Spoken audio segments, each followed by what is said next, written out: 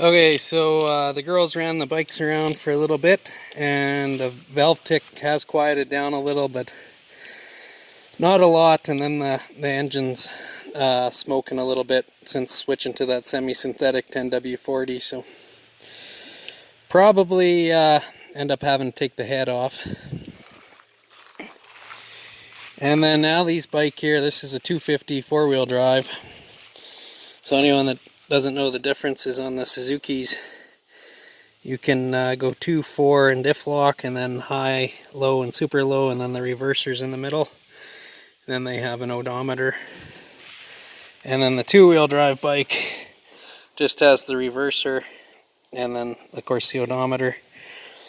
So the red bike's a 300, and then the brown bike here is a 250. It's practically the same as a King Quad, except the King Quad was a 280.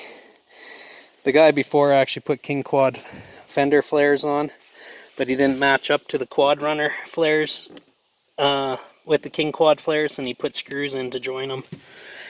And the only difference between a King Quad and this bike is this is a 250, a King Quad's a 280. The carbs got different jets and they had bigger tires on it. Other than that, they're practically the same thing. So anyways, we need to change the oil in the 160, but just thought I'd.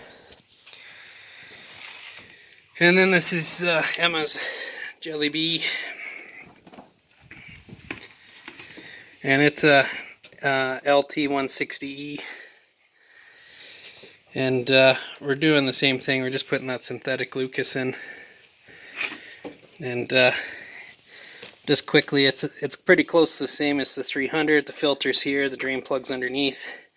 It takes 1040 oil. It's only 1.5 liters compared to 1.6 liters on the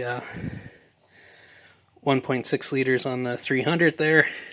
Just pull down the emergency brake here, and you can see the sight glass.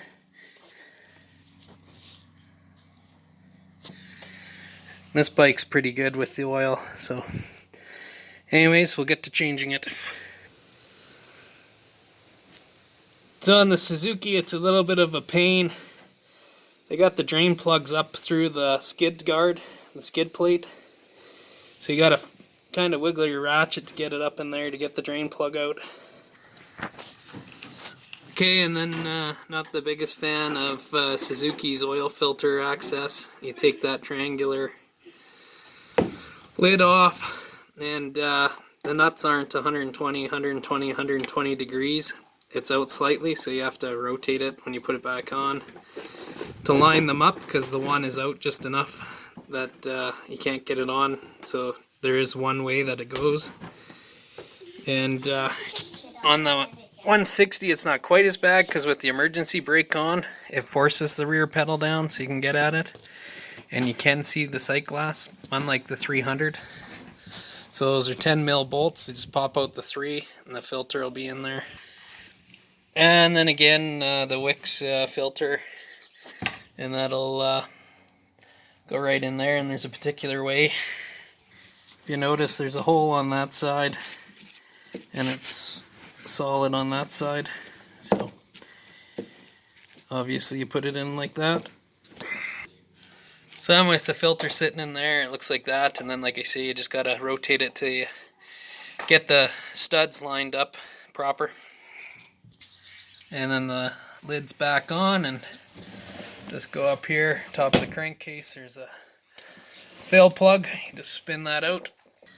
And there's confirmation, 1.5 liters. Brings it to the top of the sight glass marks.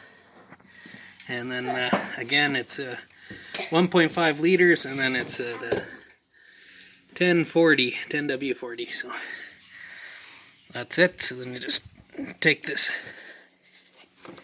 e-brake off, which I guess I'll have to use 2 hands, and that's pretty much it for changing the oil on the LT160E.